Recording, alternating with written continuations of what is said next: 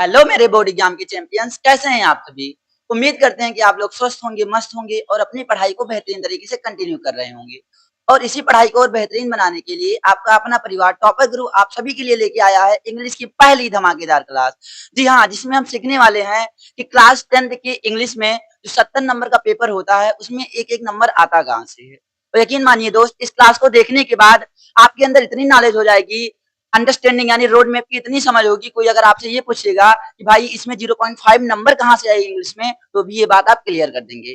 चलिए स्टार्ट करते हैं। जैसा कि आप लोग स्क्रीन पर देख रहे होंगे कि इंग्लिश का रोड मैप, इसका मतलब क्या हो पहले ये समझ लेते हैं। देखिए, रोड मैप जानना इसलिए जरूरी होता है कि जब हम किसी भी सब्जेक्ट की पढ़ाई करना स्टार्ट करते हैं, हम लोग पढ़ाई किस लिए कर रहे हैं, अपने बोर्ड एग्जाम में अच्छा रैंक प्राप्त करने के लिए। और अगर हमें यही नहीं पता है दोस्तों कि हमारे बोर्ड एग्जाम में पेपर आएंगे कहाँ से, इंग्लिश में कहाँ कहाँ से क्वेश्चन बनेगा, तो आप बताइए क्या पढ़ाई करने का कोई मतलब निकलेगा? नहीं। पता लगेगा हम लोग ट्रांसफॉर्मेशन पढ़ रहे हैं, एक्टिव पैसिव पढ़ रहे हैं, नरेशन पढ़ रहे हैं, पढ़ते जा रहे हैं, 1 महीना 2 महीना लगा रहे हैं, लेकिन पेपर में 1 नंबर का क्वेश्चन आ रहा है, 2 नंबर का क्वेश्चन आ रहा है, तो क्या ही मतलब होता है। तो इसीलिए सबसे पहले क्लास की शुरुआत हम लोग इंग्लिश के रोड मैप से करते हैं, जिसमें हम लोग चलिए देखते हैं कि 20 नंबर का जो एमसीक्यू होता है उसमें क्वेश्चन कहाँ से आते हैं, और 50 नंबर का जो रिटर्न होता है उसमें क्वेश्चन आते कहाँ से हैं। तो चलिए सेशन को करते हैं स्टार्ट।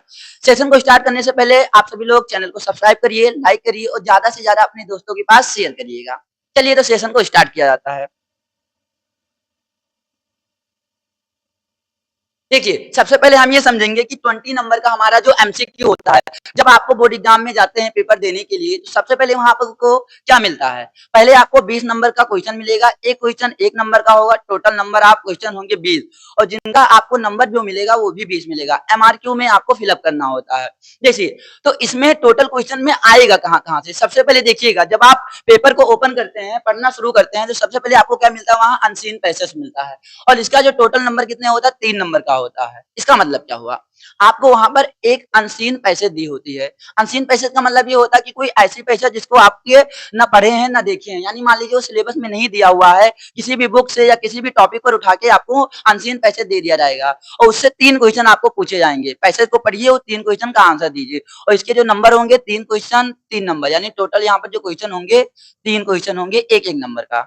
उसके बाद दूसरे नंबर पर क्या आएगा, आपका ग्रामर आएगा। जी हाँ, ग्रामर आएगा। और ग्रामर कितने नंबर का एमसीक्यू में आता है भाई, 5 नंबर का एमसीक्यू में ग्रामर आता है। टोटल ग्रामर की मैं बात नहीं कर रहा हूं, जो 20 नंबर का हमारा एमसीक्यू होता है उसमें 5 नंबर ग्रामर का आता है। और इस 5 नंबर में पहले देखते हैं कि क्या क्या टॉपिक आता है, ये समझते हैं। देखिए, जो 5 नंबर का ग्रामर आएगा, इसमें एक क्वेश्चन टेंस से आता है, एक क्वेश्चन जो होता है कंडीशनल सेंटेंस से आते हैं।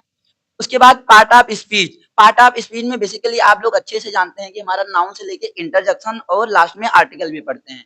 तो जो अक्सर क्वेश्चन पूछे जाते हैं पार्ट ऑफ स्पीच में, वो ज्यादा से ज्यादा किससे पूछे जाते हैं, प्रीपोजिशन से पूछे जाते हैं।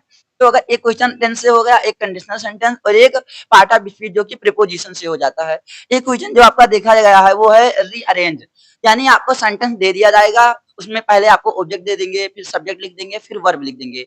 आपको सेंटेंस को सिस्टमेटिक यानी रीअरेंज करके बताना होता है। और लास्ट में होता है एक स्पेलिंग टेस्टिंग होती है। चार कोई भी आपको ऑप्शन दे दिया जाता है, उसमें से बताना होता है कि इसमें से किसकी स्पेलिंग एरर है। इस प्रकार जो 5 नंबर का हमारा ग्रामर का आता है, उसमें टेंस का हो गया, कंडीशनल सेंटेंस हो गया, पार्ट ऑफ स्पीच हो गया, रीअरेंज करने के लिए होता है, और स्पेलिंग टेस्ट का होता है। उसके बाद में जब हम थोड़ा और आगे बढ़ते हैं तो देखिएगा, 5 नंबर आपके यहाँ से मिल जाते हैं, 3 नंबर यहाँ से, टोटल नंबर कितने हो जाते हैं, 8 नंबर। यहाँ हम लोग काउंट करते चल रहे हैं, टोटल जो नंबर हो जाएंगे यहाँ से 8 नंबर हो जाएंगे। चलिए, फिर हम लोग आते हैं अपनी बुक में।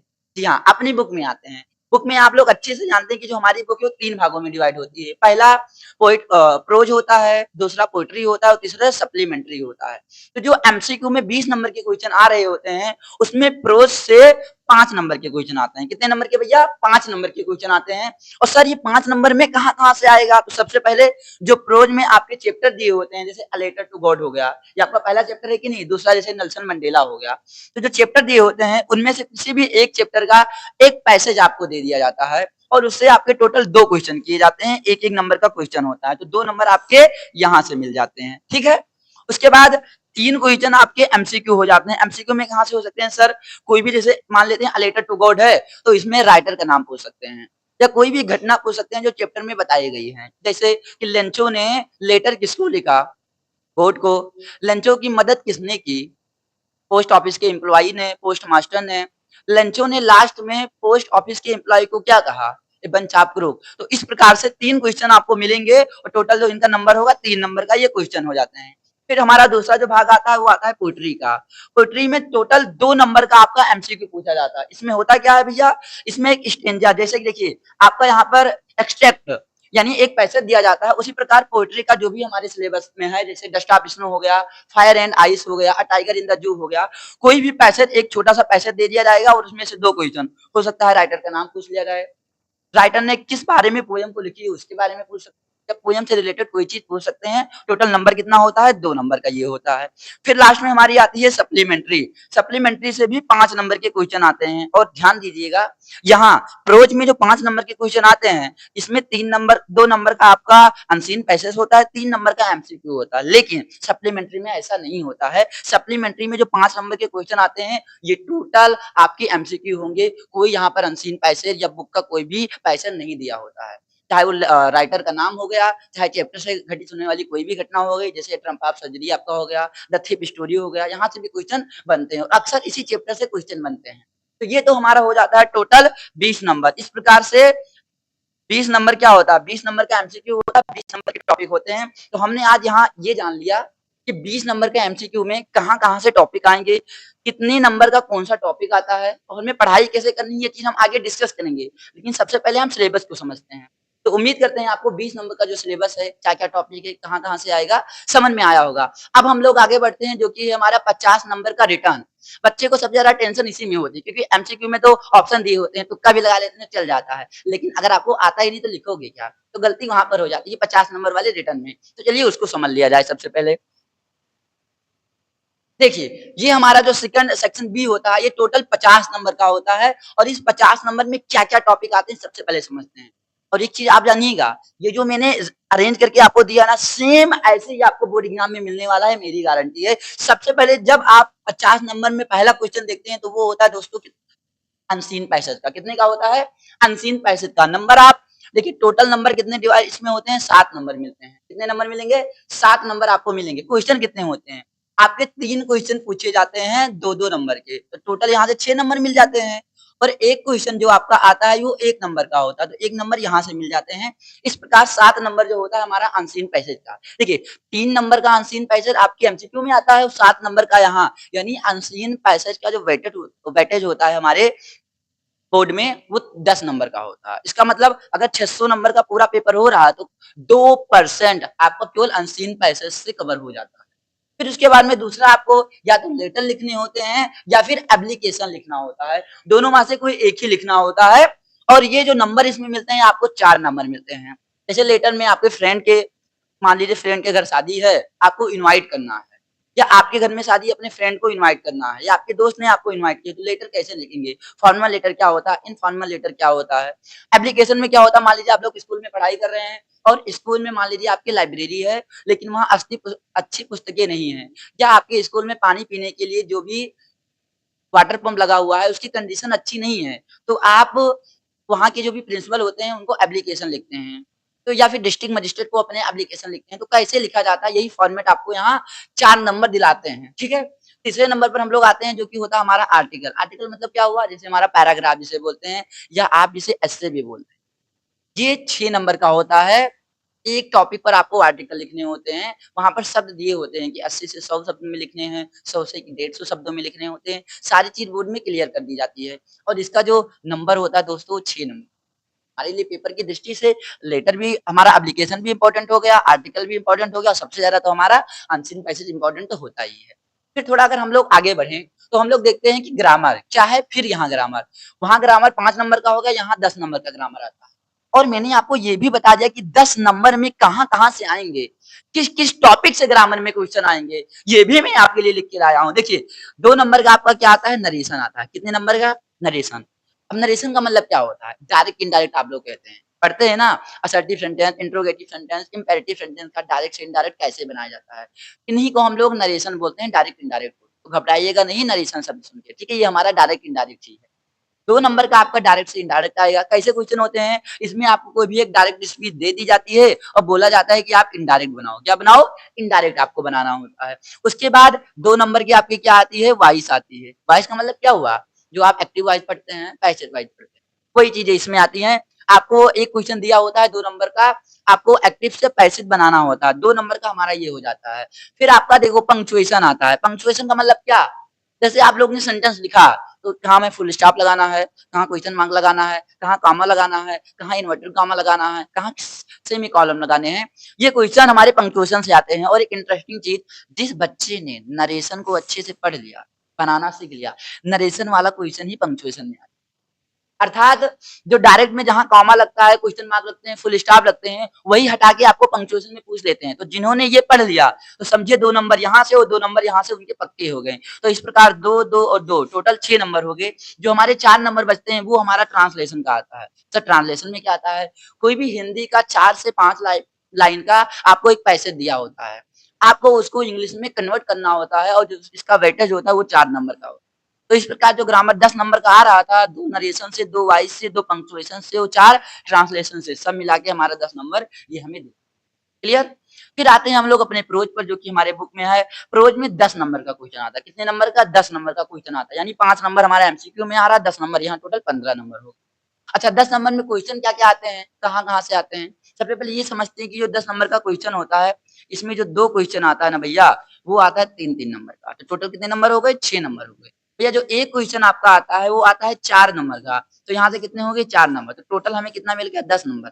इसका मतलब हुआ कि सर हमारे सिलेबस में 7 से 8 चैप्टर हैं, और जो क्वेश्चन आ रहा है केवल 3 क्वेश्चन आ रहा है। कितना क्वेश्चन आ रहा है? 3।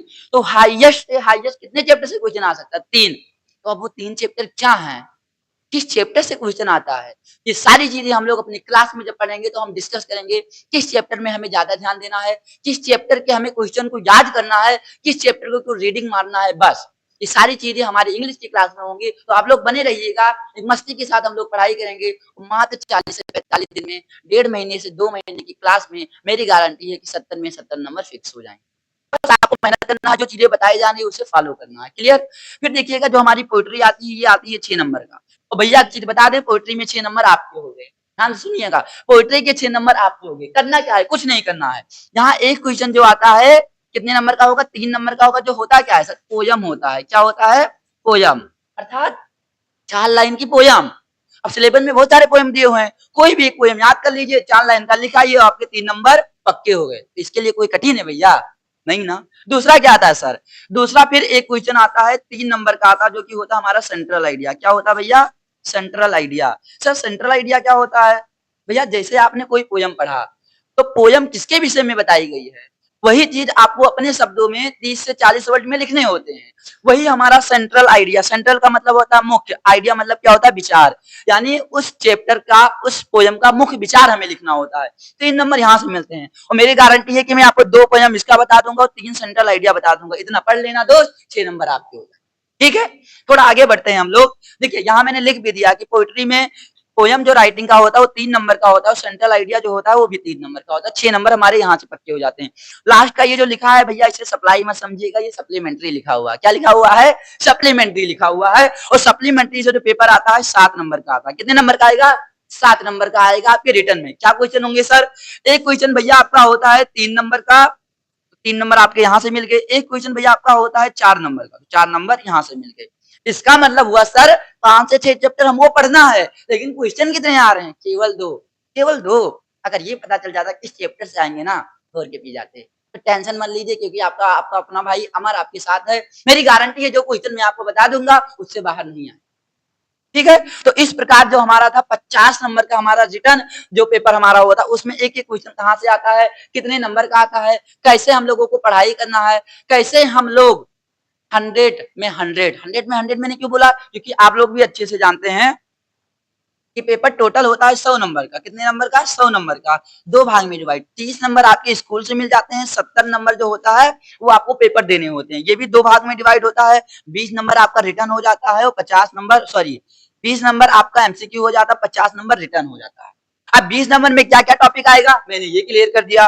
50 नंबर में क्या क्या टॉपिक आएगा मैंने ये क्लियर कर दिया। आई होप आपको सेशन समझ में आया होगा, कहां से क्वेश्चन आने वाला है, क्या क्या टॉपिक का क्वेश्चन आएगा, सारी चीजें आपको समझ में आ गई होंगी। तो जैसा मैंने स्टार्टिंग में ही बताया था कि हमारे इंग्लिश का क्या होने वाला है, रोड मैप होने वाला है। क्वेश्चन कहां से आएगा, क्या हम पढ़ेंगे, कैसे 70 में 70 प्राप्त करेंगे, तो उम्मीद करते हैं कि आपको सेशन समझ में आया होगा और अगर आप इतनी बातों को फॉलो करोगे तो मेरी गारंटी है आपकी बार 70 में 70 आएगा। क्योंकि सिलेबस पता होना क्यों ज़रूरी है? अगर मैं आपको एक एग्ज़ाम्पल दूँ, फॉर एग्ज़ाम्पल आप लोग जाते हैं रेलवे स्टेशन पर, ठीक है? अब आपको जाना दिल्ली है, लेकिन जब आप वहाँ जाते हैं टिकट लेने के लिए, अब आप उन्हें ये नहीं बताते कि मेरा डेस्टिनेशन क्या है। उनसे बोलते हैं भैया टिकट दे दो, आप बताओ कहाँ का टिकट देंगे? कहीं का टिकट नहीं देंगे ना। बोलेंगे भैया आप बताओ कि जाना कहाँ है? अर्थात आपको अपना डेस्टिनेशन पता होना चाहिए ना। उसी प्रकार आप अपने सिलेबस को एकदम रेलवे स्टेशन की तरह लीजिए। ये आपका सिलेबस है। अगर आपको यही नहीं पता कि हमें पढ़ना क्या है, पेपर में आ क्या रहा है, तो आप पढ़ते जा रहे हो, पढ़ते जा रहे हो, पढ़ते जा रहे हो, पता लगा पेपर में आ ही नहीं रहा है और पढ़ के नॉलेज कलेक्ट कर रहे हो, बाद में पता लग रहा सर जो हमने पढ़ा था वो आया ही नहीं।